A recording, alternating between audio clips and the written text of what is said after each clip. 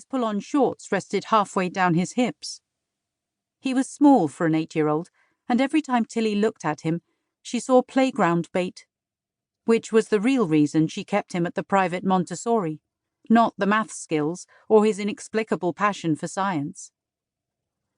"I'm fixin' to find that varmint a new home," she said, "'cause he sure as heck can't have this one." As predicted, Isaac giggled through her English-accented Southern speak. His laughter gave her precious seconds to think, and no time for him to doubt, even for a millisecond, that his mother was able to handle every situation that rocked their lives. Except, of course, one involving snakes. And hospitals. "What about calling that wildlife guy from the school field trip?" Isaac said. "Doesn't he rescue unwanted snakes?" "Angel Bug, you're a genius. I guess I'll have to keep you around." She expected him to puff up with pride. Instead, he frowned, and looked so like David that Tilly had to bite her lip. "What do you think Daddy would do about the snake?" Tilly no longer instigated the "what would Daddy do" game, even though she screamed silently with memories. David, waking from a nightmare, his voice full of need. "Promise me you'll never leave me, babe." David, reaching for her with hot breath, greedy hands and whispers of, "Jesus, you make me so horny." David asleep on the sofa, with baby Isaac tucked into his arm. Isaac was only 5 when David died. How many of their child's memories were regurgitated stories she fed him? Did Isaac remember his father's passion, his contagious energy, his insistence that she sprinkle mothballs around the sandbox to bar snakes? David, who loathed the bugs and the snakes, had hated everything about life in the South, although not his status as the youngest distinguished professor in the University of North Carolina system.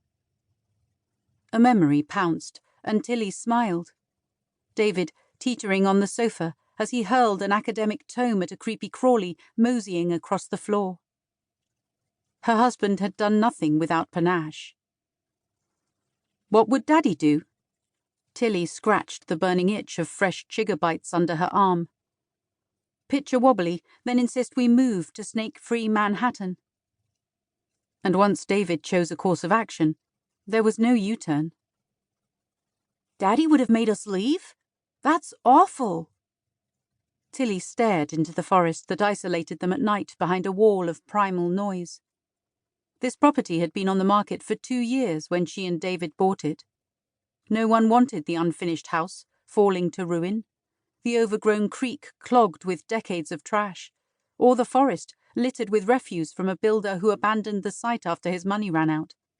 And yet, the first time Tilly saw this land, she fell in love. Wild jack-in-the-pulpits poked through the forest floor, and untamed beauty whispered to her. But she left England for one reason, and that reason no longer existed, despite the daddy game. She never talked about David's death, but the fact of it kept her company every day, like an echo.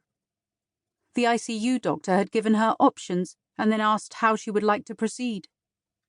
Like. A word that implied choice. Funny thing, though, she never considered the choice was hers. 1 second of blind, misplaced faith, of assuming she knew what her husband wanted, of uttering one short sentence. David has a living will. That's all it had taken to destroy both their lives.